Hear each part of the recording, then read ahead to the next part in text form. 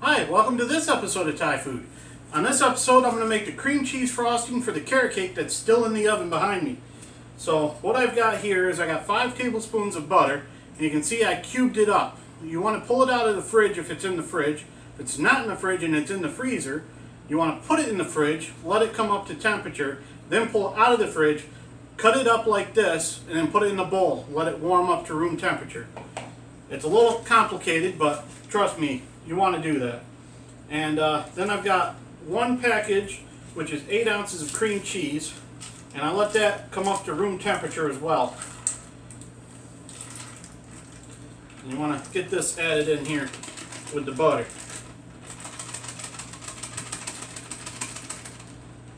Come on now. There we are. I want to grab myself a spatula and scrape that off. Still quite a bit of cream cheese on that.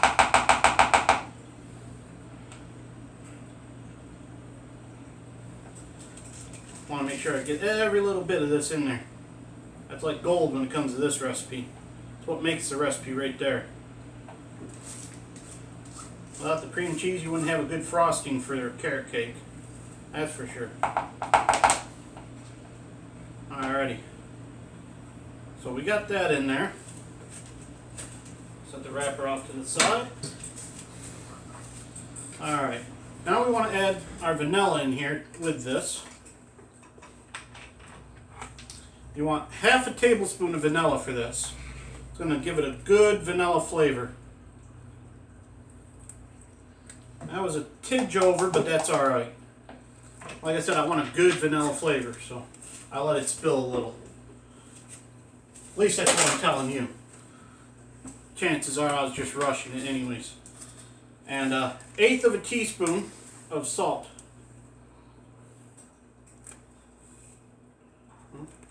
Drugged a little too much off there.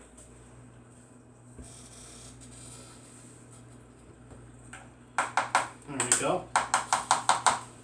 You can overdo it with salt, so don't want a whole lot in there. And then 1 tablespoon of half and half. It's going to give a little fluidity to this. And it helps bring it all together. There we go. Now, the half and half is probably the only thing that isn't at room temperature, and that's okay, because it'll help give us a little working time to this mixture. Throw that down. We'll go ahead and put this back in the fridge real quick. I don't want to keep it out too long and let it warm up too much. So that's back in the fridge. And got my mixer here, and bear with me because I didn't plug it in ahead of time. But that's alright, won't take me long. There we go. Now I'm plugged in. I want to kind of get this sort of mixing. I want to chop it up a little bit here, because I knew it was going to do that.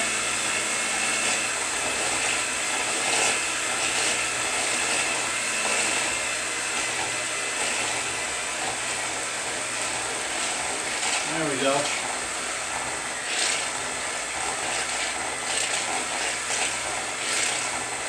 You want to get this good and creamed. Get it mixed up really well.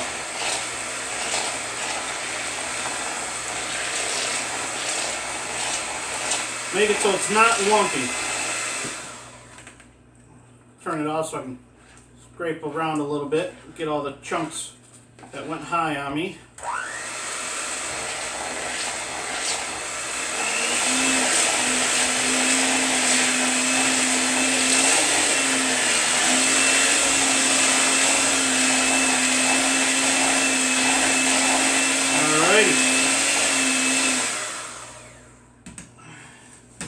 Now we got that all mixed up.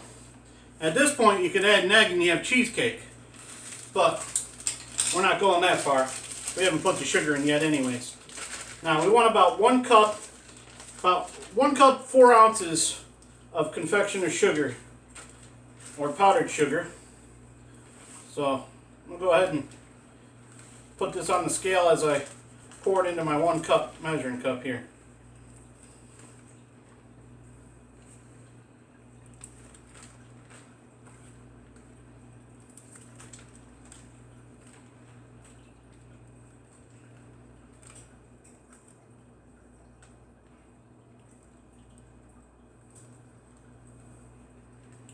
There we go, because I know confectioner's sugar will pack in there, so I'm going to do the best of both worlds. It's in 1 cup, and it's 4 ounces.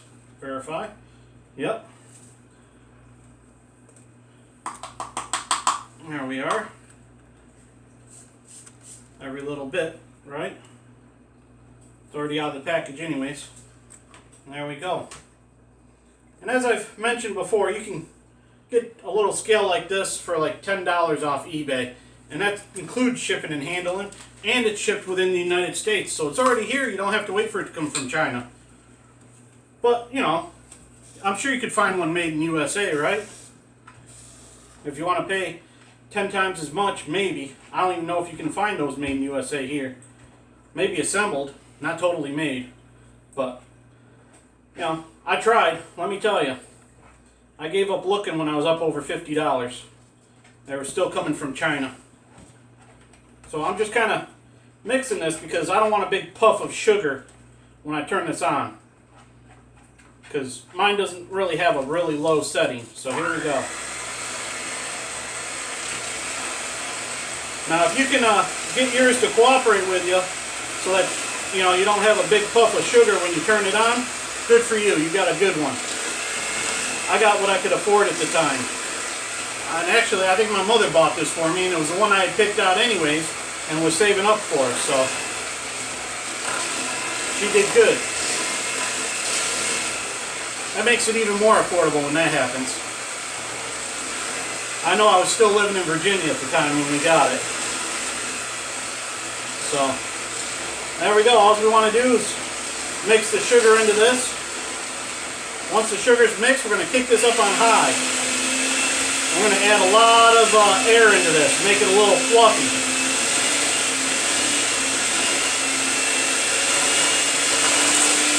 Make sure you get the sides mixed in as well.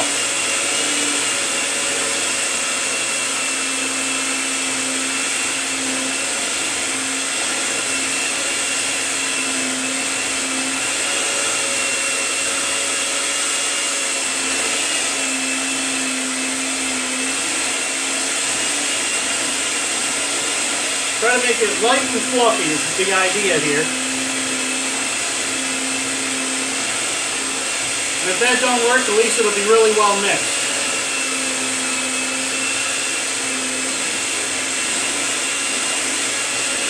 Now, if you like a heavy amount of frosting, just double the recipe. That's all you got to do. I like the flavor to be there, but I don't want to overpower the carrot cake either. So, I'm keeping it, half a batch is what I'm doing, really. If you're doing a layer cake, then you want a little more frosting than what I'm making. But I'm not going to make a layer cake. I'm not putting any frosting in the middle. I'm just going to, put it on top, spread it out, and call it good.